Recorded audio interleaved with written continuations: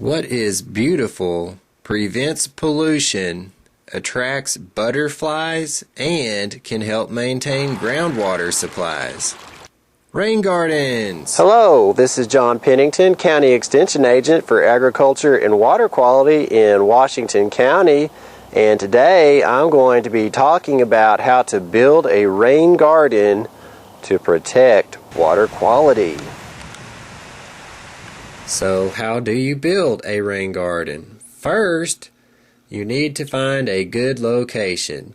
Building the garden will be easiest on level ground or on a gentle slope.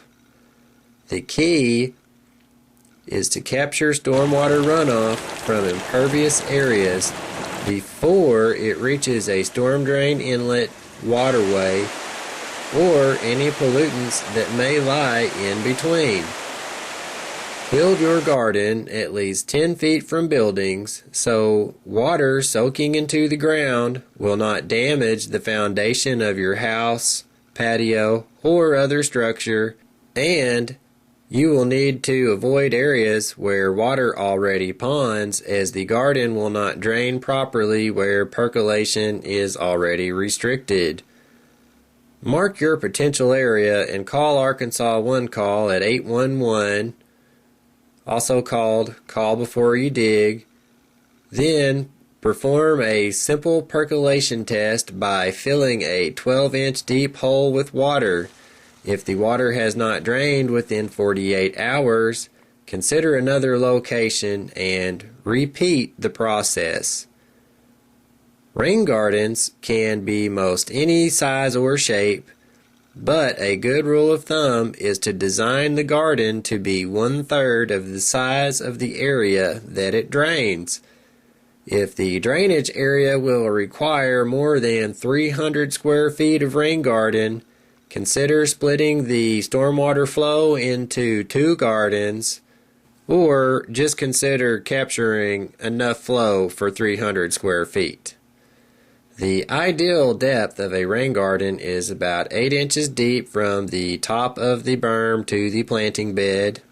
With high clay content of many Arkansas subsoils, the incorporation of organic matter and sand can improve the soil's infiltration rate and water holding capacity. A few inches of compost and sand can be added across the entire garden area and mixed to amend the existing topsoil. If much of the topsoil was used to build a berm around the garden, additional topsoil may also be necessary. When choosing plants for your rain garden, it is essential to consider their ability to flourish in both extreme wet and dry conditions.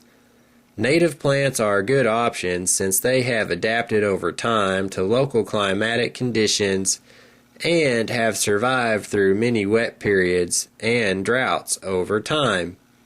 Not to mention, they do not need pesticides or fertilizers and provide habitat for honeybees and butterflies.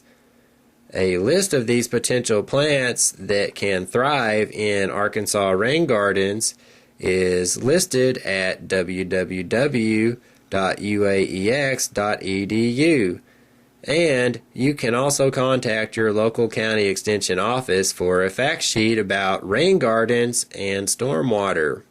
Once you have selected your plants and created a design, it is a good idea to set out all of the plants to see how the whole garden will look.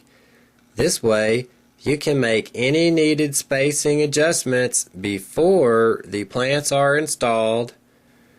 If you had amended your soil with layers of sand and compost, thoroughly mixing the materials in and around the planting holes will ensure happy plants with happy roots.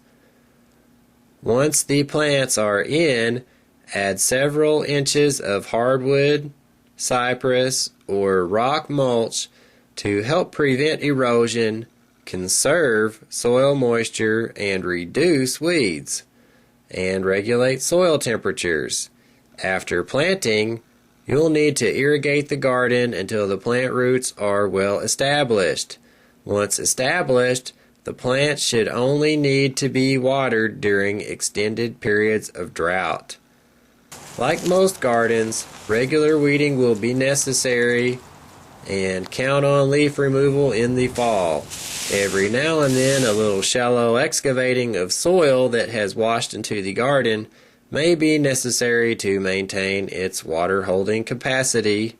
Applying a new layer of mulch each year and thinning or replacing plants as needed will help maintain a beautiful appearance of your rain garden.